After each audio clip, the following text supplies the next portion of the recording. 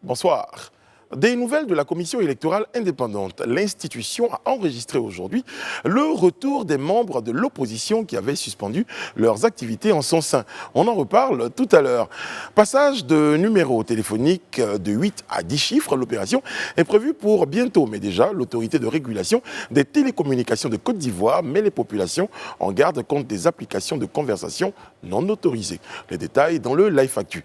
Hors de nos frontières, la République du Niger est en deuil national. 2 villages de l'ouest du pays ont essuyé des attaques meurtrières le week-end dernier. Il en sera question dans cette édition. Et ce soir, bataille juridique menée par la Fédération ivoirienne de football. Il en sera question pour parler de cette bataille-là. Nous recevons l'avocat de la Fédération ivoirienne de football, Maître Royao. Débat et analyse, décryptage de l'information. L'actualité, comme vous l'avez toujours souhaité, c'est dans le Live Talk. Bienvenue.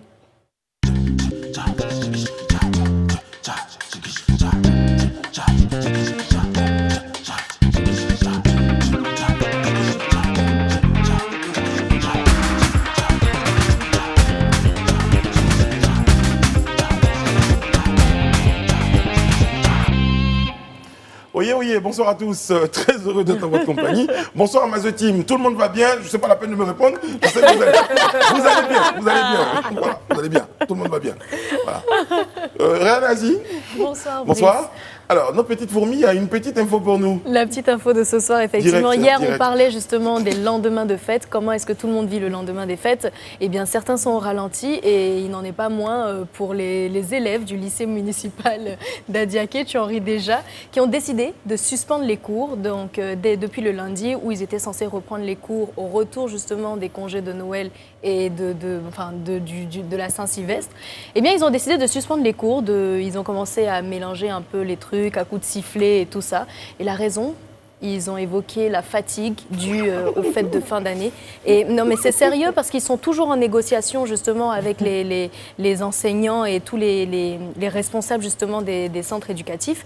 Et puis les parents s'y sont mêlés et tout ça. Et puis on espère que les cours reprendront aisément dans pas mal de temps. En tout cas, le niveau d'authenticité de cette information-là peut être discutable, mais si on arrive à imaginer que cette situation-là peut se produire, ne serait-ce que ça veut dire que quelque part, il y a un problème au niveau de l'école. Quand les élèves eux-mêmes décident des jours pour aller en congé, pas étonnant qu'ils puissent décider un jour du retour de leur congé. Mais ça devrait justement interpeller quant à la force qu'il faudrait mettre justement pour contraindre ces élèves-là à aller à l'école, à être plus assidus à l'école. La force tout de suite. Non, je pense qu'à force de manifestation, aujourd'hui ils estiment avoir une voix qui porte. Ils estiment que quand ils ne veulent pas aller à l'école, ils manifestent. Quand ils veulent aller à l'école, ils y vont. Donc aujourd'hui c'est eux qui décident. C'est ça, je parle de force, ils trouvent que ça peut être, le mot peut être... pas seulement que le mot. Je veux dire, oui, ok, on a un problème, mais tout de suite, la répression, dans la répression, ça ne donne jamais rien de bon, surtout avec les élèves. Moi, je fais partie de cette génération qui a été gazée parce que justement, simplement parce que vous vous baladiez en kaki dans la ville, on vous matraquait, des policiers vous poursuivaient parce que le président de l'époque avait décidé d'employer la force. Mais bon, ça n'a pas arrangé. Mais bon, après, quand on décide d'avoir des pourparlers, parce que si c'est vrai, on a parlé même on a évoqué des pourparlers entre... Oui, non, mais après, faut pas abuser non plus dans, je veux dire, dans tout ce qu'on peut leur donner comme importance aussi. Je veux dire, très franchement, déjà qu'ils prennent sur eux pour décider de la date à laquelle ils doivent partir en congé. D'accord, pas de problème, on va régler ça l'année prochaine. Mais alors, vous revenez en classe et vous avez le culot de nous dire que vous êtes fatigué, donc vous ne voulez pas rentrer en classe. Ah non. Mais c'est ça que Ryan appelle la force, en fait. Oui, non, mais bon. Non, mais est-ce qu'on est dans un monde normal, fatigue due aux fêtes de fin d'année? Je crois qu'à ce stade, à ce stade, ils sont réellement fatigués, qu'ils restent autant directement à la maison. Et puis ils ont zéro. Voilà, ils ont zéro tout simplement. Moi, je suis le proviseur de cet établissement. Il faut vraiment suivre la logique, carrément. Ils restent à la maison tout simplement. Ah oui, je suis le proviseur de cet établissement. Ah oui. Mais il y a d'autres moyens plutôt que de la force. C'est le truc. Est-ce qu'on fouette encore à l'école? Non, c'est interdit, mais bon. Nous, chez nous, on fouette. Peut-être qu'il faut fouetter. Non, en tout cas, c'est vraiment. En tout cas, après, maintenant, ça dépend de comment l'information a été transmise. Après, on sait que certains journalistes aussi. Ils vont de leur Ils aiment bien racoler, voilà, de la plume romancée et rocambolesque. Bon, on espère que ces fameuses négociations, c'est peut-être un abus de langage, des pourparlers, mais il faut surtout rappeler, parce qu'on a plusieurs fois dit ici, lorsqu'on parlait des congés anticipés demandés par des élèves de certaines villes, il faut vraiment mettre le doigt sur les parents, mais également les chefs d'établissement. La responsabilité revient aux Leur parents. responsabilité est engagée. Ce que j'allais faire, j'allais convoquer tous les élèves pour une remise en forme, tu vois. J'allais faire venir des masseurs, des trucs comme ça. J'allais annoncer ça, tu vois. Ils allaient tous venir. Toute une journée. Et puis, oui. Et puis Ils arrivent à mettre 9 cas pour Zambacro. Voilà, non, j'allais à Zambacro négocier avec quelques formateurs, les à venir entourer l'école, mais ensuite une bonne journée de remise en forme. On ne chicote pas, mais bon, on va se remettre en forme. On parle d'élèves et comme Edith le disait tout à l'heure, je pense que la responsabilité revient aux parents. Vous êtes des parents d'élèves, vos enfants font quoi à la maison alors qu'ils doivent être à l'école? Moi, je suis désolée. C'est que les parents n'ont plus de prise, en fait. Oui, non, mais soit, soit ils s'en foutent. Ils sont concentrés sur autre chose et pas sur l'éducation de leur enfant. Très bien, en tout cas, merci à la petite fourmi pour cette information-là. Elle a fait sourire plutôt, mais après, il y a toujours cette interpellation-là sur notre rôle, nos responsabilités dans l'éducation de nos enfants. Si vous le voulez bien, les amis, on va parcourir ensemble l'actualité du jour. C'est tout de suite, c'est dans le live actif. Ceci dit, on va évoquer la question de la CEI, on en parlait tout à l'heure. Retour, c'est quand même une bonne nouvelle, je veux dire. Retour des membres de l'opposition qui avaient suspendu leurs activités. Il s'agit d'Alain Dogou. On en parle de l'Alliance des forces démocratiques, de Yapo Yapi, de la Ligue des mouvements pour le progrès, et bien d'autres certainement. Donc il s'agit de ces deux commissaires centraux, parce qu'ils ils sont commissaires centraux à la CEI. Donc il y avait eu des dissensions pendant la période préélectorale et donc ils s'étaient retirés en septembre, ils s'étaient retirés de leur poste de commissaires centraux au niveau de la CEI, donc pour marquer leur opposition et leur soutien à aux partis d'opposition, à la coalition des partis d'opposition. Donc je pense que on constate les fruits du troisième round du dialogue politique donc qu'on a pu remarquer pendant ces derniers jours. Et ils sont de retour finalement. Donc depuis ce lundi 4 janvier, ils ont notifié au président de l'institution, donc de la CEI, la levée. Ils ont été notifiés plutôt de la levée de la suspension de leurs activités au sein de la commission électorale indépendante. Donc les commissaires Yapo Yapi et Dogou Alain avaient conjointement suspendu, comme je l'ai dit, leurs activités au sein de cette institution le mercredi 30 septembre, à quelques jours de l'élection présidentielle du 31 octobre. Donc ça annonce en tout cas la continuité de cette décrispation de l'atmosphère sociopolitique en Côte d'Ivoire. Et ça augure, en tout cas on l'espère, d'une période électorale au niveau des législatives assez fluide. En tout cas, les signaux sont au vert concernant cette politique électorale. Cette politique électorale, je dis Non, ce processus électoral. Processus électoral, effectivement. Parce qu'on parle de dialogue politique, dialogue national, processus électoral. Mais en tout cas... il faut rappeler que depuis hier, la réception des dossiers de candidature aux législatives est ouverte. Donc, tous les candidats sont priés de déposer leur dossier au niveau de l'institution. Merci beaucoup, Madame Bleu, pour ces informations relatives donc, au retour des membres de l'opposition qui avaient suspendu, ils avaient suspendu, je signale, leur participation, leurs activités au niveau de la CEI. On va s'intéresser à un basculement, au passage à 10 chiffres. La RTCI signale des applications de conversation non autorisées. C'est vrai qu'à partir du 31 janvier, on l'a dit sur ce plateau, puisqu'on a reçu donc le patron de la RTCI qui en parlait, on passe à 10 chiffres. Mais attention, entre-temps, il y a des petits malins. Oui, tout à fait, des petits malins qui essaient de sommer un peu la confusion, profiter de la faille, effectivement. Donc c'est émanant d'un communiqué de la RTCI donc, en date d'hier, où il était marqué « Il nous revient de manière récurrente ». Que des applications téléchargeables sont mises à disposition du public pour faciliter la conversion des numéros téléphoniques nationaux à 8 chiffres, contenus dans les smartphones au format de numéros téléphoniques à 10 chiffres. Alors la RTCI rappelle aux développeurs des dites applications que lors de leur conception, Les dispositions légales relatives à la protection des données à caractère personnel et à la sécurité numérique, ainsi que les principes du nouveau plan de numérotation à 10 chiffres doivent être strictement respectés. Donc il y a des règles et des normes. À ce jour, l'autorité de régulation des télécommunications TIC de Côte d'Ivoire, RTCI, déclare n'avoir mandaté aucune entreprise pour agir en son nom en ce qui concerne de telles applications en dehors des opérateurs de téléphonie qui le font pour leurs propres abonnés. La RTCI rassure les usagers qu'elle mettra à leur portée une application prenant en compte les dispositions légales relatives à la protection des données à caractère personnel et à la sécurité numérique, ainsi que les principes du nouveau plan de numérotation à 10 chiffres doivent être strictement respectés. Ok. Concrètement, faut faire attention à ces nouvelles applications qu'on télécharge, qui sont censées faciliter les conversations. J'ai reçu plein de messages comme ça en inbox de jeunes, de personnes que je ne connais pas, qui m'incitaient à télécharger ces fameuses applications.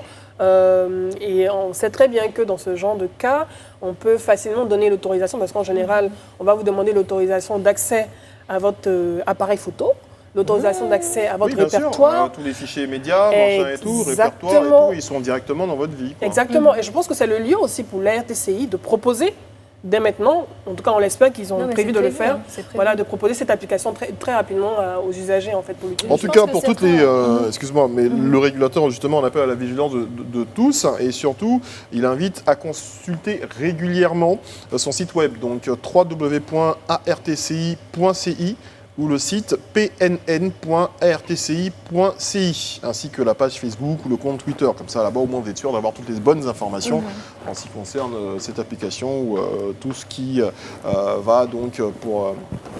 comment dire ça, les informations, les informations sur ce passage à 10 chiffres. En tout cas, une chose est sûre, certains diraient qu'est-ce que ça fait si certains nous mettent à disposition des applications qui permettent déjà les conversions dès maintenant, du moment que ça nous est utile. Mais justement, la vigilance vient du fait que certains peuvent utiliser ces applications comme des outils de piratage. Et c'est là où le bas blesse. Vous n'aurez personne chez qui vous plaindre. J'ai eu un petit fou rire, mais qui n'a rien à voir avec la RTCI, rassurez-vous, c'est sur ce plateau. On ne cite pas les contemporains. Donc, un petit rappel, c'est important. Je pense qu'à partir du 31 janvier 2021, donc à la fin de ce mois, le passage des numéros de téléphone de 8 à 10 chiffres entrera en vigueur en Côte d'Ivoire. Et pour les numéros mobiles, il faudra ajouter le 07 devant les anciens numéros Orange, le 05 devant les anciens MTN, le 01 devant les anciens Move. Pour les numéros fixes, ce sera 27 devant les anciens numéros Orange, 25 devant les anciens MTN et 21 devant les anciens Move. Même, hein. On espère rapidement une application venant de la RTCI pour régler ce problème, faciliter la tâche aux usagers. Ouais. Après, je pense que la question sera comment faire la différence entre l'application officielle et puis les autres applications qui vont... Web. Normalement, s'ils le mettent sur un site web, parce que c'est bien de mettre des informations sur un site, mais si vous développez une application qui est pratique et qui permet de faire la conversion, il faut avoir un lien de redirection. Voilà, les gens n'auront pas envie d'aller télécharger des applications quelconques dont on ne connaît pas les auteurs. C'est un peu comme le Koutoukou, quoi. Non, moi, les gars ont trouvé que c'était tellement mal fait qu'il fallait une distillerie officielle de Koutoukou. C'est le cas de proposer ça. Bon. Mais je sais que ça existe.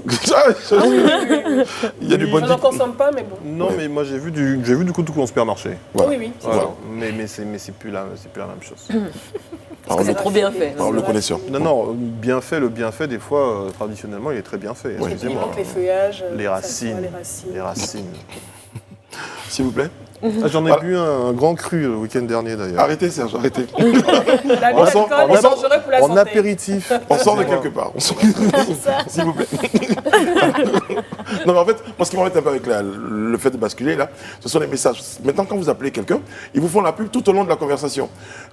Bienvenue, à partir d'aujourd'hui, les numéros de téléphone passent. C'est la sensibilisation. Mais il faut attendre tout le message quand même. Si c'est très urgent... C'est important, parce qu'on l'a vu aujourd'hui avec les applications comme celle-là qui...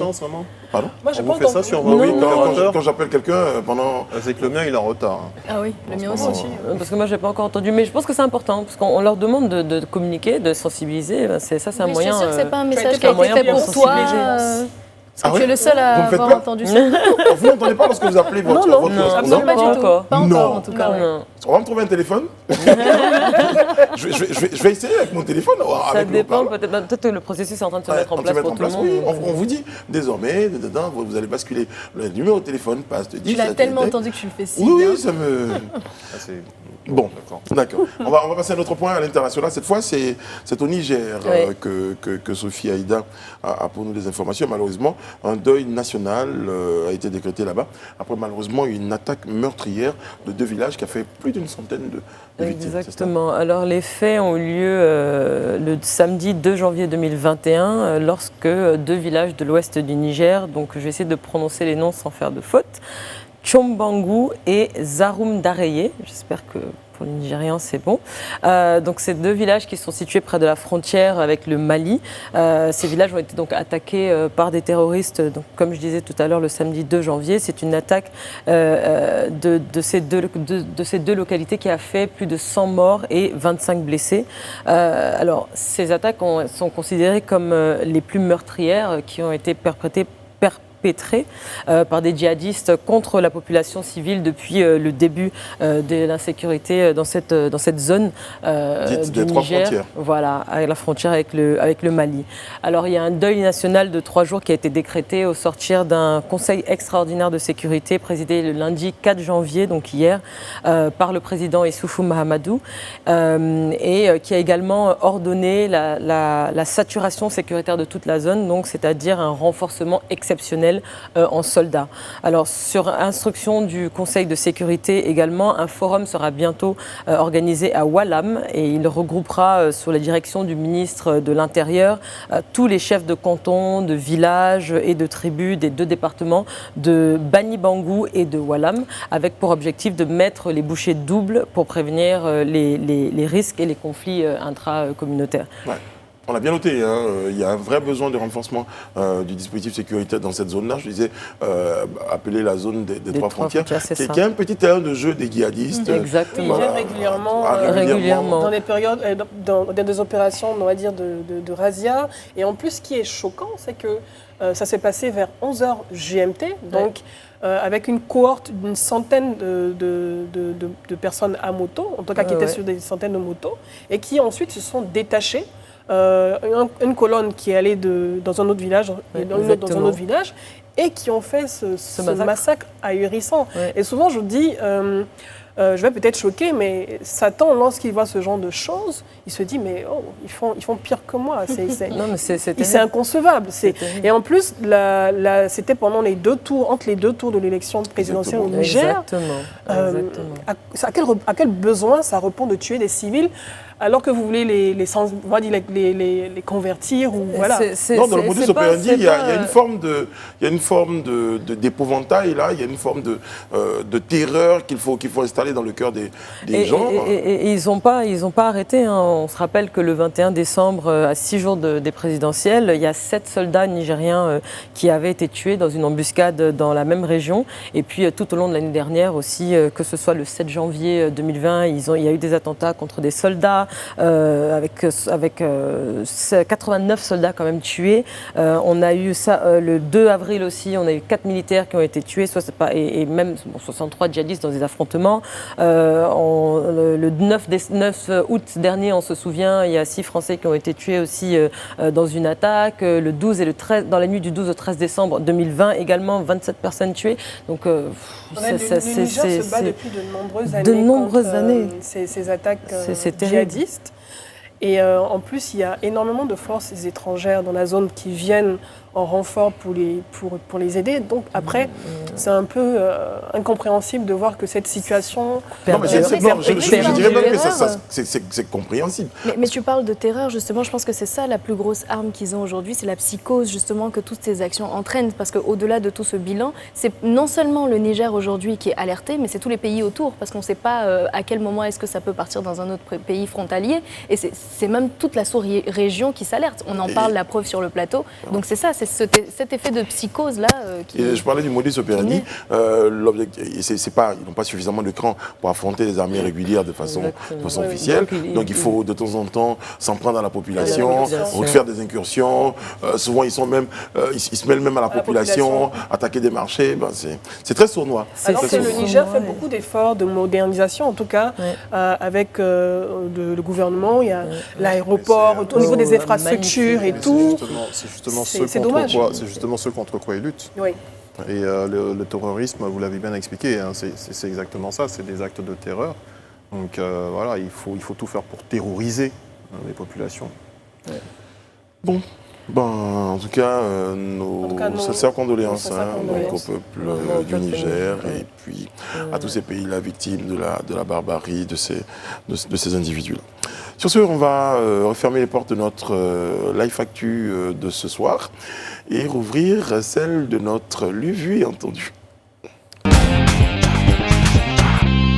Et ce lu, vu et entendu ce soir est une déclaration du docteur Assoadou faite lors de la visite de la délégation du FPI, tendance Laurent Gbagbo, chez le président Pascal Laffi-N'Guessan. Le frère a été arrêté et emprisonné. Dans de telles circonstances, il est bon, dès qu'il sort, de courir, d'aller voir d'abord s'il se porte bien et lui manifester notre compassion.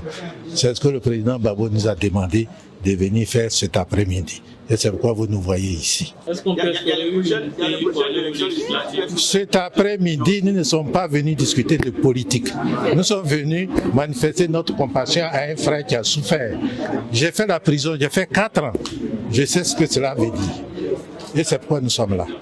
Merci. Hier, nous évoquions cette visite du docteur Assoadou, visite donc du docteur Assoadou à Laffi-N'Guessan. Serge avait évoqué au-delà d'un éventuel ou quelconque rapprochement, il évoquait surtout le geste de compassion. Et le premier mot qui est ressorti de la déclaration du docteur Assoadou, c'est le frère. Donc, a été arrêté, emprisonné. Dans une telle circonstance, il est bon de courir, d'aller voir d'abord s'il se porte bien. Donc c'est un geste humain. La solidarité en Afrique, c'est vrai que malgré les dissensions qu'il peut y avoir dans notre famille, malgré les problèmes qu'on a pu rencontrer pendant notre parcours avec notre frère, à un moment donné, lorsqu'il est en situation de difficulté, lorsqu'il a un malheur, on vient le saluer, le soutenir. Et c'est un peu ça le protocole à l'africaine, en fait. Et quand on a voulu savoir s'il y avait d'autres intentions qui après, les journalistes jouent leur jeu. Pour l'instant, non, mais il ne faut pas non plus qu'on nous prenne pour des naïfs. On ne l'est pas du tout. Hein. Même quand c'est de la diplomatie. Quand je le disais hier, c'était de prime abord, parce que d'ailleurs, de toute façon, quand vous arrivez en Afrique, par rapport justement à ce protocole africain, quand on vous demande des nouvelles, chez nous, surtout en tout cas, vous donnez la première nouvelle. Ensuite, vous donnez la deuxième nouvelle. Donc, il faut savoir que quand il s'envoie vers toi comme ça, humainement, ok, c'est la première nouvelle, mais il y a une deuxième nouvelle quelque part qu'ils n'ont pas voulu, je suppose, divulguer pour l'instant. Mais ils n'ont pas évoqué. Oui, mais on va l'entendre, je suis sûr qu'on va l'entendre. À titre personnel, il est parti en tant que chef d'une délégation qui, justement, et ça a été sous demande de Laurent Gbagbo. Donc, c'est ça qui est intéressant. Il n'est pas parti personnellement vers Laffi-N'Guessan. Après, on fait notre Edith Brou. On va chercher une petite bête quelque part. Oui, c'est ça, exactement. On dit, c'est ce que le président Gbagbo nous a demandé. Donc, il le signifie bien. C'est pas moi, Assoadou, qui vient personnellement comme ça. Moi, je ne l'ai pas interprété comme ça. Moi, je l'ai interprété comme quelqu'un qui répond à une hiérarchie, mais dans l'élan justement de soutenir, dans l'élan d'encourager et puis de peut-être dialoguer, quoi. Moi, c'est comme ça que je le vois. Il ne faut pas oublier que le rapprochement aussi il était perceptible. Déjà en février, je crois que Laffi-N'Guessan avait essayé de rencontrer Laurent Gbagbo à la Haye. Et également, il avait aussi milité en début d'année aussi pour, en tout cas, envisager son retour en Côte d'Ivoire auprès des autorités ivoiriennes. Au stade où nous sommes dans les discussions et dans le dialogue politique, je crois que le rapprochement au niveau de l'opposition, pour qu'ils ne forment qu'un seul bloc, une certaine coalition, c'est quelque chose qui leur prend au nez. C'est inévitable, ils n'ont pas le choix. Je pense que s'ils veulent vraiment se faire entendre, ne serait-ce que pour ces législatives-là, il faut qu'ils parlent d'une seule voix. Personnellement, je ne sais pas si mon analyse vous rejoindra, mais je pense que c'est plus à ce moment-là qu'ils parlent de plusieurs voix. Parce qu'aujourd'hui, chacun défendra dans un premier temps les couleurs de son parti. Ce n'est pas toute l'opposition qui va aux législatives. Chaque parti va essayer dans un premier temps. Moi, je parle déjà du dialogue politique. Le dialogue politique dans lequel nous sommes en ce moment. Et autour d'une table, il faut qu'on fasse bloc. Mais il y a pour surtout pouvoir proposer l'enjeu des choses des élections législatives. qui arrangent la coalition. Maintenant, après, une fois qu'on a ça de notre côté, on peut se battre. Parce que je veux dire, Maintenant, ce que je veux dire, c'est sièges. est-ce que cet enjeu, justement, des élections législatives-là ne va pas fragiliser, encore une fois, la cohésion de cette opposition? Non, absolument Non, pas. justement, En moi, fait, j'ai il l'impression devait que c'est à la base, ça c'est mon avis personnel, à la base, s'ils étaient allés aux élections présidentielles, je pense qu'ils auraient déjà fait jouer la participation de leurs sympathisants à se mobiliser dans les bureaux de vote et à participer aux élections. Donc ici, c'est vrai qu'on parle de stratégie commune envisageable au sein de la coalition de l'opposition, mais au-delà de ça, ce sont des entités propres. Exactement. Chacune a son drapeau politique. Mais Ils vont aux élections législatives. Mieux, c'est que ce sont des entités propres, mais sauf qu'au niveau de ces entités-là, il y a des dissensions. À l'image Il du y a des FPI avec dissensions, deux mais pas dans les stratégies qui sont émises justement pour aller vers ces législatives-là. Ce que je veux dire, c'est que bien sûr, c'est une compétition. Chacun y joue par ses forces et ses faiblesses. Mais ce que je veux dire, c'est qu'on a eu une plateforme de l'opposition pendant les élections qui a formé une coalition, donc ça a été motivé par quelque chose. Aujourd'hui, cette même motivation est là. Donc l'opposition fait une sorte d'union pour en tirer le maximum de bénéfices, mais il ne faut pas oublier que dans cette opposition, on a plusieurs bords politiques. Après, ce qui les unit, c'est qu'ils sont opposants. On va dire Exactement. tout court, ils sont Exactement. opposants. Moi, quand j'ai entendu Assoa Adou, juste à la fin, dire mais moi aussi, j'ai fait quand même prison, 4 c'est années ça. de prison. C'est ça. Donc, Déjà, tu sais j'ai ce que compati, je sais ce que c'est, j'ai compati tout de suite. Donc, ils ont en commun les douleurs d'être opposants, les difficultés d'être opposants. Donc déjà, au-delà de leurs différences politiques, de leurs dissensions internes, ils vont chacun pour défendre une position, pour défendre une place et au moins donner la possibilité à leurs partisans de s'exprimer dans les bureaux de vote. Et je pense aussi que même pour pouvoir réunir leurs partisans, il faut qu'il y ait une forme d'union quelque part. Même si les partis sont bien différents et les visions peut-être bien différentes, il faut cette union aujourd'hui. Avec ce qui s'est passé l'année dernière, avec les tiraillements et les batailles qui je pense, on leur ont causé du tort. Aujourd'hui, voilà, il faut cette... Après, les populations ne sont pas dupes, en tout cas sont les pas dupes, partisans, parce je m'apprête à le qu'on a dire. déjà vu différentes alliances qui finalement... circonstancielles, qui n'ont finalement pas abouti, ou bien se sont abouties à un échec patent. Donc on sait que bon, ok, on va s'allier aujourd'hui parce qu'on a un ennemi commun, mais on sait très bien que bon, chacun est là pour son intérêt. Donc les gens ne sont pas dupes en fait, L'ennemi finalement. commun ne travaille-il pas à ce que ces dissensions-là Continue, diviser pour mieux régner, pourquoi pas. La raison pour laquelle je pense que il faut. Moi, je partirais, mais vraiment, sur cette coalition forte de l'opposition. Que ce soit sur la table de négociation ou que ce soit même pour les 4 années restantes du mandat du président Alassane Ouattara et notamment de son parti. Je partirais vraiment pour une coalition forte. Et moi, j'irais même au-delà de ça. Je dirais que c'est de cette Côte d'Ivoire là dont on a envie. On regarde l'exemple aujourd'hui de l'opposition qui arrive à s'unir, à parler d'une même voix pour un intérêt commun, malgré les différences. On a envie de ça pour toute la Côte d'Ivoire, pas seulement pour l'opposition. On a envie d'une Côte d'Ivoire qui arrive à parler d'une seule voix, bien qu'il y ait des distensions, on va dire des divergences d'opinion. C'est le jeu de la démocratie. En tout cas, wait and see. Exactement. Ok, on regarde, les prochains jours préciseront les intentions des uns et des autres. Rendez-vous le 6 mars. Le 6 mars déjà. Pour assister. On espère qu'on pourra sortir tranquillement de nos maisons, tout simplement. Voilà. Non, Mais oui, bien sûr. Ouais, bien sûr. On a survécu à beaucoup de choses. Ah oui. Voilà. On est des survivants de 2020. Exactement. On rappelle que les dépôts des candidatures sont ouverts depuis le 4 janvier. Depuis le 4 janvier. Donc sur ce plateau. Je pense qu'on va voir beaucoup de jeunes. Je pense que régulièrement pendant les législatives, on voit beaucoup de jeunes. À propos de jeunes, certains ont été, je ne sais pas si vous avez regardé les réseaux sociaux, il y a eu à Cocody des présentations de velléités de candidatures qui ont fait réagir les uns et les autres. Une affiche qui annonçait le dépôt de candidature, donc une sorte d'événement autour du dépôt de candidature d'un candidat. Bon, c'est assez atypique, mais bon, voilà quoi. Combien de personnes dans le showbiz cette année? Dans le showbiz, les médias on verra. Voilà. Let's see. Wait and see. Voilà. Hier c'était There Can Be Miracle. Today is wait and see. Thank you. Notre invité est Maître Royao. Il est avocat de la Fédération ivoirienne de football. Bonsoir, Maître. Bonsoir. Merci d'être avec nous ce soir. Ici, je crois que vous avez dû l'entendre, concernant la FIF, nous l'avons baptisé La Casa de la FIF, on a imaginé une série. Je connais la série. Voilà, nous on l'a ici en parodie, la Casa de la FIF, parce qu'il y a eu beaucoup de rebondissements à propos de cette histoire, à propos de ce que la FIF traverse en ce moment comme crise, parce que c'est le cas de le dire. Depuis le 24 décembre, il y a eu un nouveau rebondissement, un nouvel épisode donc avec la FIFA qui a désigné un comité de normalisation qui n'est pas justement du goût des responsables de la FIFA. Et les arguments qui ont conduit à la prise de cette décision, nous on a envie de savoir aujourd'hui, sont-ils selon vous fondés? Quand on imagine que depuis quelques mois, de nombreux mois sur ce plateau-là déjà, nous étions en train de nous poser la question, attention à la FIFA, est-ce que on n'est pas en train d'arriver à ce qu'on vit aujourd'hui là, maître?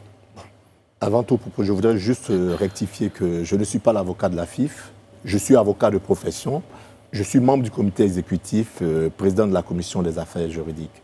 Donc c'est à ce titre-là que j'interviens très bien sur votre plateau. Très bien, permettez-moi de... Tout à fait. Donc pour revenir à la décision de la FIF qui nous a été notifiée le 24 décembre dernier, c'est avec beaucoup de tristesse que nous avons accueilli cette décision parce que nous estimons que les motifs qui ont été avancés au soutien de cette décision sont infondés, sont fallacieux et sont impertinents. Donc, est-ce que vous pensez que la FIFA a un agenda caché? Oui, on le croit. Parce que manière? ça fait 2 ans que cela nous pend au nez, ne serait-ce que par la privation des subventions dont nous sommes l'objet, qui ne se justifie pas. Nous sommes portés à croire qu'ils avaient quelque chose contre nous. Il y a quelque chose qui se traverse. C'est bien de le dire comme ça, ils avaient peut-être quelque chose contre nous, mais nous-mêmes, j'ai envie de dire... Est-ce qu'on ne leur a pas donné justement l'opportunité? Oui, effectivement, nos querelles internes leur ont offert le bâton pour nous taper. Ils ont surfé sur nos querelles internes. Si on était plus unis, il n'y aurait pas eu certainement cette décision-là. Voilà. Donc, ils ont juste profité des dissensions qu'il y a au sein du football ivoirien. Nous sommes sans filtre. Qu'est-ce que vous imaginez que la FIFA reproche? Qu'est-ce qu'ils ont contre vous? Pourquoi ils gagneraient? Qu'est-ce qu'ils gagneraient à s'en prendre à la FIFA? Il y a d'abord notre regretté, feu le président Sidi Diallo, qui n'a pas eu à voter l'actuel occupant de la présidence de la FIFA. Et c'était aussi le cas au niveau de la CAF. Il n'a pas voté également l'actuel président. Donc, c'est des choses que ces deux institutions-là avaient contre lui. Donc, depuis longtemps, les gens lui reprochaient beaucoup de choses, son franc-parler, parce que c'est quelqu'un qui défendait ses positions. Il n'aimait pas se faire marcher là-dessus. Donc, c'est tout ça que nous payons aujourd'hui. C'est vous qui le dites? Oui. C'est preuve à l'appui. Hein. C'est preuve à l'appui. Quand on regarde, je vous dis, ne serait-ce que les subventions. On a été privé des subventions, pourquoi? Pour rien. Quel était le motif de la FIFA pour vous priver de Rien, cet argent? Justement, il n'y a aucun motif. Quand on leur écrit, on leur demande, mais pourquoi vous ne nous versez pas les subventions que versez aux autres, ils ne nous avancent aucun motif. Aucune justification. Aujourd'hui, justement... C'est-à-dire qu'ils avaient un problème avec nous. Comme vous le dites, un agenda caché. Il n'y avait aucun autre motif. On parle de cette décision-là, justement motivée par un certain article, l'article 8 des statuts de la FIFA, qui dit, dans cet article, les organes exécutifs des associations membres peuvent, dans des circonstances particulières, être relevés de leurs fonctions par le Conseil en concertation avec la fédération concernée. La confédération. La confédération concernée est remplacée par un comité de normalisation pour une période donnée. Oui. La FIF est en crise. On le constate. Non, la FIF n'est pas en crise. La FIF n'est pas en crise parce que ce qui se fait habituellement, quand on met un pays, une fédération sous normalisation, c'est lorsqu'il y a une crise de gouvernance.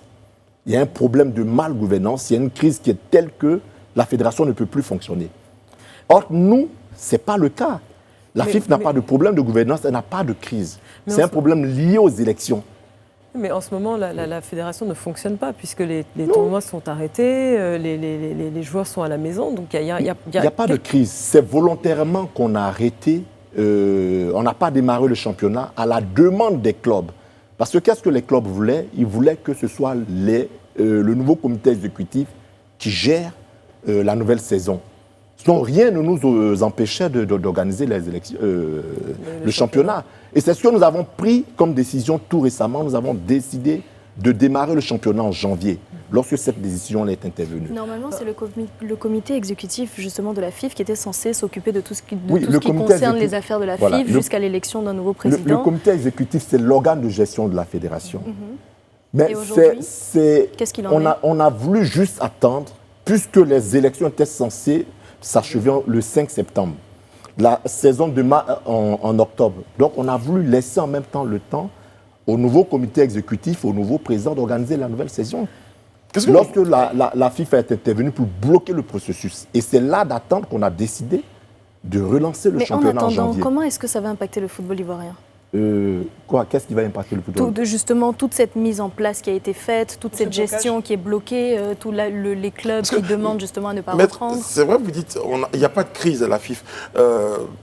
Permettez-moi de revenir sur cette question-là, parce qu'on parle de blocage. C'est peut-être, on est peut-être en train d'utiliser des termes qui ne sont pas... Il y a un vrai blocage, il y a un vrai problème en ce moment à la FIFA. La FIFA ne fonctionne pas normalement. C'est ce que je vous dis, ce n'est pas lié au blocage du processus électoral. C'est ce que je vous explique. C'est volontairement qu'on avait arrêté, on n'avait pas démarré les championnats pour permettre à la nouvelle équipe de prendre les rênes. Malheureusement, une nouvelle équipe qui tarde toujours à justement, c'est pour ça que l'équipe sortante a décidé de relancer le championnat en janvier. Et nous étions en train de nous organiser dans ce sens-là pour reprendre le championnat quand cette décision est arrivée. Donc vous contourniez un problème mais vous comprenez quand même que pourquoi est-ce que la FIFA ait pu prendre une décision telle que celle-là? Parce qu'à un moment, il y a des décisions que vous prenez, mais qui retardent un championnat. Donc les choses ne se passent pas comme elles doivent se passer normalement. Non. Donc, lisez bien leurs décisions. On parle de circonstances particulières. Lisez bien non, laissez le test des statuts, des circonstances particulières, mais lisez bien leurs décisions. Quand vous voyez toutes leurs motivations, tous les motifs qu'ils ont avancés n'ont rien à voir avec le fonctionnement de la FIFA. Ça a à voir avec les élections. Ça n'a rien à voir avec le fonctionnement. On ne nous a jamais reproché quoi que ce soit en termes de gouvernance. On ne nous reproche rien en termes d'organisation du championnat. C'est lié au processus électoral. On nous impute aujourd'hui des faits qui ont eu lieu au sein d'une commission électorale indépendante. On ne peut pas nous rendre comptables de ce qui se passe au sein de la commission électorale, puisque c'est un processus qui est censé être indépendant. Mais le souci, c'est que ces faits-là ont quand même un impact sur le football ivoirien. C'est ça. Je ne vois pas quel est l'impact que le blocage qui a eu lieu au sein de la commission électorale a sur le football. Est-ce que ça empêchait les compétitions d'être organisées? Non. Vous avez dit que vous-même, vous avez dû retarder l'organisation. Oui, mais c'est volontairement, c'est ce que je vous explique. C'est pour permettre à la nouvelle équipe qui allait être élue de prendre des rênes. Est-ce que c'est pas un peu le chat qui se mord la queue? Justement, quand nous avons réalisé que la FIFA traînait avec son enquête, avec ses auditions, on s'en dit non, il faut qu'on reprenne le championnat. Parce que nous avons des impératifs au niveau international. Nous devons désigner nos représentants en compétition internationale au plus tard le 30 juin. C'est comme ça que le comité exécutif s'est réuni. On a décidé d'organiser le championnat, de lancer le championnat. Qu'aujourd'hui, vous auriez pu très bien fonctionner en ce qui concerne tous les championnats et tout ça. Très bien fonctionné. Et que la FIFA ne vous impute pas cette responsabilité. Il y a un président, ce n'est pas que c'est sans président. Quand vous lisez bien les tests les statuts de la FIFA, le mandat est prorogé jusqu'à la fin des élections. C'est écrit dans le code électoral, c'est écrit dans nos statuts, article 43, alinéa 1 et 2. Les élections pourraient se tenir dans 5 ans. Oui, mais c'est écrit dedans, c'est les textes. Oui. C'est écrit dans les textes. Est-ce que ça ne vous arrange pas un tout petit peu qu'il y ait cette situation? Mais c'est nous qui avons forcé pour organiser les élections. C'est nous qui avons forcé pour organiser les élections. Et ça, le président Sidi Diallo, père à son âme, a le mérite. C'est ça, parce qu'il aurait pu s'abriter derrière les mesures sanitaires du Covid pour ne pas organiser. Puisque la FIFA a envoyé une circulaire à toutes les fédérations pour leur demander de se conformer scrupuleusement aux décisions arrêtées par leur gouvernement. On aurait pu dire, il y a la Covid, on n'organise pas les élections.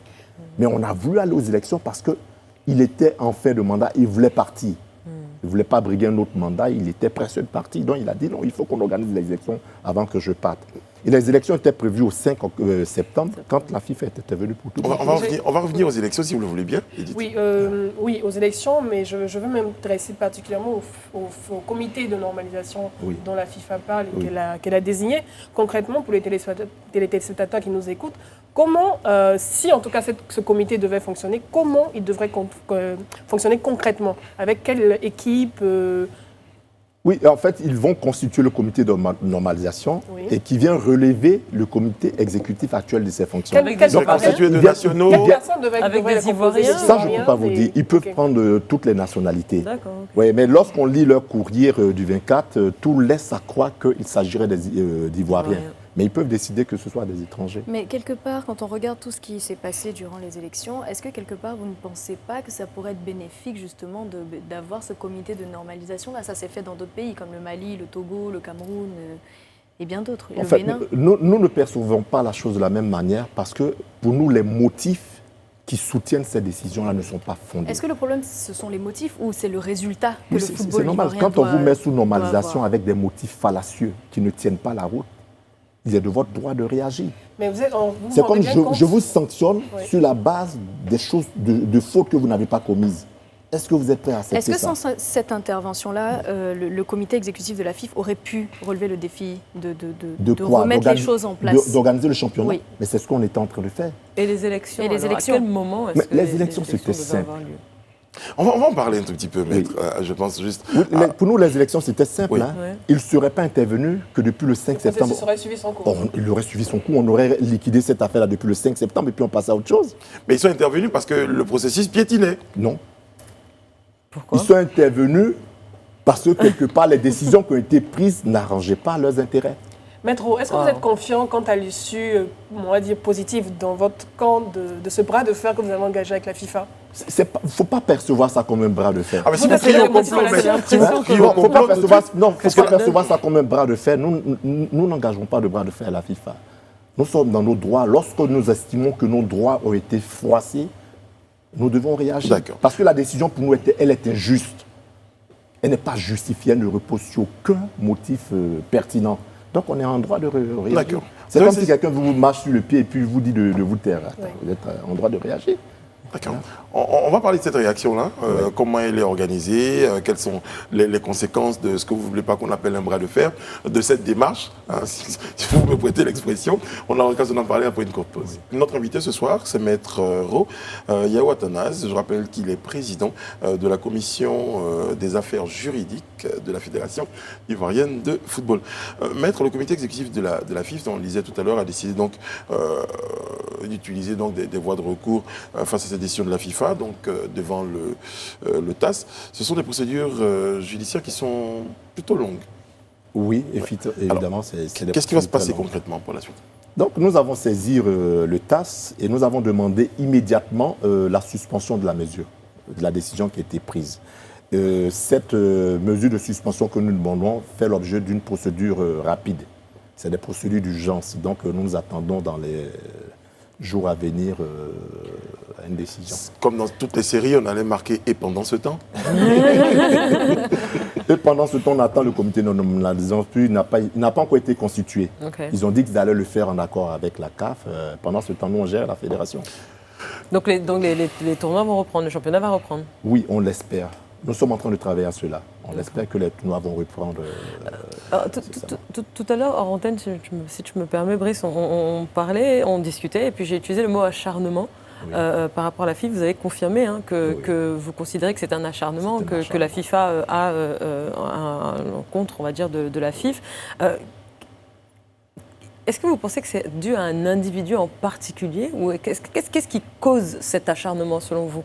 Oui, en fait, il y a certains de nos frères, de nos compatriotes, présidents de clubs et autres, qui ont créé une sorte de rébellion au sein de la famille du football. Et qui ont. Oui, le mot n'est pas fort, c'est une sorte de rébellion. Quand vous avez été élu, les principes démocratiques voudraient qu'on vous laisse aller jusqu'au terme de votre mandat. Voilà. Quand on veut interrompre votre mandat, en cours de mandat, c'est une rébellion. C'est comme ça qu'on appelle ça. Il faut utiliser les mots qu'il faut. Donc, ces personnes-là ont des relais au niveau de la FIFA, qu'ils ont utilisés, qui, pour nous emmerder, excusez-moi, le thème c'est un peu fort, depuis pratiquement 2 ans, on est dans ces querelles-là que vous avez dû suivre, GX par-ci, GX par-là. Donc, c'est un peu l'aboutissement de tout ça. C'est un peu l'aboutissement de tout ça. Je prends pour exemple, en 2018, la FIFA a voulu organiser un audit au sein de la fédération.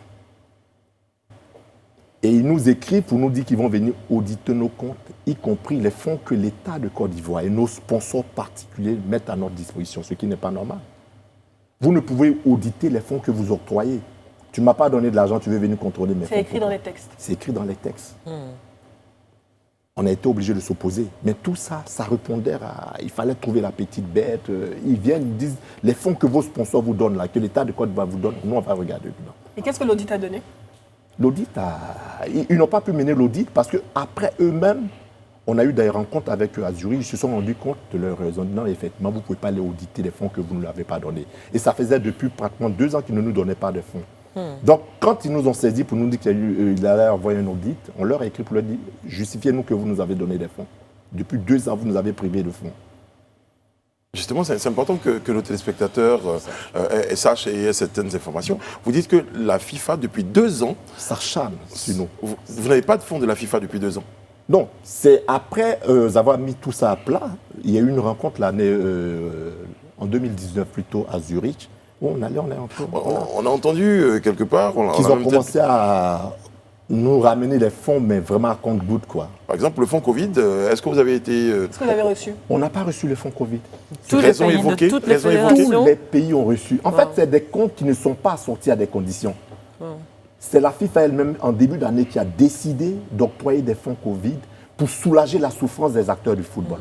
Il n'y a aucune condition. Donc, la pandémie, elle a frappé le monde entier, y compris la Côte d'Ivoire. Mais nous, on a été privés de cela. Comment vous comprenez raison ça? évoquée, vous l'avez écrit, vous leur demandez. Mais quand vous voyez tout ça, toute cette situation entre la FIFA et la FIFA, que vous engagez un recours devant le TAS et tout ça, est-ce que vous pensez que procédure longue et tout, est-ce que vous pensez que ça peut aller au consensus quelque part pour le bien du football ivoirien au moins? Est-ce qu'il y a des moyens d'aller au consensus? Le problème, c'est l'immixtion intempestive de la FIFA dans la gestion de notre fédération. L'ingérence? L'ingérence. Il y a une sorte d'ingérence indue dans les affaires du football en Côte d'Ivoire. Comme je l'ai dit, il ne serait pas intervenu. Depuis le 5 septembre, là, il y aurait eu un nouveau comité, un nouveau président élu, et la vie continuait son cours. Et la FIFA n'a aucun moyen justement pour, on va dire, stopper ou prévenir même ces formes d'ingérence? Vous ne pouvez pas, c'est, comme on le dit, c'est le bon Dieu en matière de football, quoi. Voilà, c'est la fêtière du foot mondial. C'est une sorte d'État supranational, un État qui se met au-dessus de tout le monde, quoi. Moi, je pose une question, maître. Que gagne la FIFA finalement à s'acharner comme ça? Il y a un enjeu politique. Il y a un enjeu politique derrière tout ça, c'est-à-dire que lorsqu'on met une fédération sous normalisation, on la met sous contrôle. On la met sous contrôle, c'est-à-dire que vous maîtrisez cette fédération, vous la gérez depuis l'extérieur. Quand vous allez aux assemblées générales, c'est vous qui décidez du sens dans lequel cette fédération va voter. Je prends pour exemple les futures élections à la CAF en mars. Nous avons un compatriote, un de nos frères qui est candidat. C'est celui qui sera à la tête du comité de normalisation qui va aller voter. Mais vous pensez qu'il va prendre ses instructions de vote où? Auprès de ses mandants, la FIFA. Et combien cela va coûter à la FIFA d'engager ce recours devant le TAS? Beaucoup d'argent. Beaucoup d'argent. Ça vaut le coup? Oui, ça vaut le coup. Comme cet argent va venir d'où? Nous allons trouver les moyens. Nous allons trouver les moyens. Et en attendant, les jeunes... Je parle toujours de ces jeunes-là, ces jeunes footballeurs qui sont privés de travail. Qu'est-ce qu'ils font? Comment est-ce qu'ils mangent? Ce n'est même pas évident qu'avec le comité de normalisation qu'il y ait un championnat. Au Mali, il y a eu un comité de normalisation. Pendant 2 ans, ils n'ont pas joué le championnat. La FIFA s'en... Donc finalement, vous nous dites que ça a un impact. Le but non, je veux dire que le problème de la FIFA, ce n'est pas que les championnats se jouent ou bien que les compétitions se jouent. J'ai pris l'exemple du Mali. Il y a eu une normalisation. Pendant 2 ans, il n'y a pas eu de championnat. Ça n'a pas ému la FIFA. Ils s'en foutent. Ils s'en foutent. Ils ont laissé les gens sans championnat pendant 2 ans. Il y a d'autres objectifs qu'ils visent en mettant une fédération sous normalisation. Alors, comme quand on s'en prend souvent à la Côte d'Ivoire, disait un de mes voisins, il vous arrive des choses extraordinaires. Au niveau même de la FIFA, il y a une situation où, rappelez-moi les faits, le président, il y a une forme d'audit aussi là-bas. Oui, je crois qu'il y a un cas de corruption. Oui, au niveau de la FIFA. Ça va retarder encore les... C'est peut-être une bonne nouvelle pour la Côte d'Ivoire qui est cet imbroglio au niveau de la FIFA. Non, nous, on ne se réjouit pas du malheur qui leur arrive. Hein. Donc, ils ont leurs problèmes, nous avons les nôtres. Voilà, est-ce que vous avez des exemples fédérations qui ont eu des recours qui sont revenus à leur avantage au niveau de la TAS. Je crois que tout récemment, il y a eu le Trinidad et Tobago. Oui. Voilà, qui a été placé sur... Ils ont exercé des recours. Voilà. Oui, le TAS. Le TAS, oui. C'est pas la Covid ou le Covid. Voilà, ça ne fonctionne pas comme la Covid. C'est le tribunal arbitral du sport. Oui. Voilà. Donc, il y a eu le Trinidad et Tobago, je crois, qui a gagné son recours devant le TAS. Okay. Nous sommes confiants dans notre recours. Donc, soyez patients. Ouais. Ouais. En tout cas, nous on est très patients, vous avez dit, mais en même temps, on regarde aux prochaines échéances. Ça va être certainement la bataille au niveau du juridique, au niveau du TAS, et après certainement qu'on passera aux élections. Oui. On l'espère. Oui. Là, est-ce que vous avez l'impression que tout est en place pour qu'on puisse enfin partir aux élections? Non, en fait, quand vous regardez l'agenda qu'ils se sont donnés, ils disent d'abord qu'ils vont réformer nos textes, parce que les textes qui sont actuellement en vigueur ne les arrangent pas. Donc, ils vont réformer nos textes, ils vont réformer des textes de certains clubs. Ce n'est pas adossé aux textes de la FIFA? Cette décision n'est pas adossée aux textes de la FIFA? Nos textes, ils sont inspirés des textes de la FIFA. Oui. Et pour les tests, quand ils disent que nos tests sont incohérents, c'est plutôt eux qui sont incohérents. Je m'excuse du terme parce que nos textes-là ont été inspirés de leurs textes et au moment où on les adoptait, on envoyait 2 missions à la FIFA pour aller leur soumettre nos tests. Ils les ont validés. Ils les ont validés. 2 missions de la FIFA. On allait leur soumettre. Et ces tests-là, nous les avons depuis 2011. Nous sommes à nos 3e élections avec ces tests-là. Et à chaque fois que nous organisons des élections, il y a une supervision de la FIFA et de la CAF. Il y a quelqu'un qui vient de la FIFA, quelqu'un qui vient de la CAF. Donc pourquoi subitement vu ce problème-là depuis, pourquoi maintenant? C'est ça. Voilà. Pourquoi est-ce que c'est remis en question maintenant? Voilà. Pourquoi c'est maintenant que vous le voyez? Alors que c'est des tests qui sont inspirés des votes et qui vous ont été soumis pour validation. C'est aujourd'hui que vous voyez qu'il y a un problème avec ces tests parce qu'aujourd'hui, ces tests n'en arrangent pas certains de vos intérêts. Donc, juste pour comprendre, le comité de normalisation doit prendre effet. Oui. Et quel est leur but en fait? C'est-à-dire que s'ils sont là pendant 1 an ou 2 ans, le but ultime c'est quoi? C'est de donc réécrire les textes évidemment. Non, ils ont dans la décision qu'ils nous ont fait parvenir le 24, ils ont défini leur agenda. Oui. Ils viennent pour gérer les affaires courantes, ils viennent pour réformer nos tests, d'après eux qui sont incohérents. Ils viennent aussi pour réformer les tests de certains clubs qu'ils trouvent aussi incohérents, alors que ce n'est pas leur rôle. Ce n'est pas leur rôle de venir s'y mixer dans des associations privées des clubs. Devient une FIF de substitution. Voilà. Et c'est seulement à la suite de ça devient une FIF de substitution. Et c'est seulement à la suite de tous ces procédés qu'ils vont organiser les élections. D'accord. Moi, j'aimerais comprendre. Il n'y a pas d'autorité de régulation d'arbitrage dans ces cas-là? C'est le TAS. D'accord. Et vous pensez justement... Quand vous n'êtes pas d'accord avec leurs décisions, et vous pensez justement que tous les arguments que vous soulevez ici suffiront justement à... Nous avons foi en nos arguments, sinon nous ne serons pas à l'OTAS. Comment réagirez-vous? Comment réagira la FIF si elle est déboutée, si son recours est débouté par le TAS? On va prendre acte. Mais après, le TAS, c'est le tribunal fédéral suisse. D'accord. C'est une autre instance supérieure au TAS. On va aller devant ce tribunal-là, jusqu'à ce qu'on n'ait plus de voie de recours. Vous êtes prêts? Oui, nous sommes prêts. Mais vous êtes vraiment très déterminés et on le comprend au vu de tous les arguments qu'on a pu entendre, mais ça va coûter, comme vous l'avez dit, énormément d'argent. Pourquoi est-ce que quand le football a besoin de moyens financiers, toute cette hargne n'est pas mise? Et pourquoi est-ce que toute cette hargne est mise quand il y a un souci juridique? Vous savez, il y a des batailles qu'on appelle des batailles de principe. Qu'on engage. Elles sont plus importantes que les conditions des... L'État du Côte d'Ivoire. Pour le principe, pour que demain, ces personnes-là vous respectent et vous prennent en considération. Il y a des batailles qui vaut la peine d'être menées. C'est vrai que la FIF... Il ne faut pas tout ramener à ce que ça va nous coûter. Il y a des batailles de principe. D'accord. Alors justement, on parle de ce que ça coûte aujourd'hui. La Fédération ivoirienne de football qui représente la Côte d'Ivoire. Et dans cette situation-là, vous ne voulez pas parler de bras de fer. Donc il y a une démarche contre la FIFA. Que dit l'État de Côte d'Ivoire face à toute cette situation que vous traversez?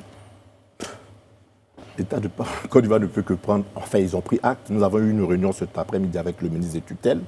Ils sont tout aussi désolés qu'on en soit arrivé là. Je veux dire que c'est une décision qui est un peu humiliante même pour la Côte d'Ivoire. Totalement. Pour tous les Ivoiriens. Pour tous les Ivoiriens, elle est humiliante. Elle est gênante pour la candidature de notre compatriote à la CAF. Vous allez à une élection alors que votre pays vient d'être mis sous normalisation. Ce n'est pas intéressant. Donc, ils sont tout aussi désolés. Mais quelle leçon en tire finalement pour terminer cette émission? Il faut que taire nos querelles internes, c'est tout. Exactement. Il faut aller à l'unité, il faut taire nos querelles internes. et qui plus est ne sont même pas des querelles qui sont liées au football. C'est des querelles de personnes. Ego. D'ego de personnes. On n'a pas besoin de ça dans le football. Ça va constituer votre mot de fin, maître? Oui. Ok. En tout cas, on a été très heureux de vous recevoir. C'est moi qui on vous remercie. aura l'occasion, en tout cas, d'avoir un acteur de la Casa de la FIF sur notre plateau. Elle se recrute en ce moment. Ouais, On est en recrutement. Ça a été un vrai plaisir. Merci, maître. Et puis, C'est moi qui vous remercie. Bonne chance d'ailleurs pour votre cours. Sophie Aïda, Edith Boubleu, Réana Assi, Serge Kouachi et moi-même avons été très heureux de préparer et présenter cette émission-là. On vous retrouve demain sur ce même plateau-là. D'ici, prenez soin de vous et les autres. Les programmes de Live TV continuent. Que Dieu veille sur vous, que Dieu veille sur la Côte d'Ivoire. À demain.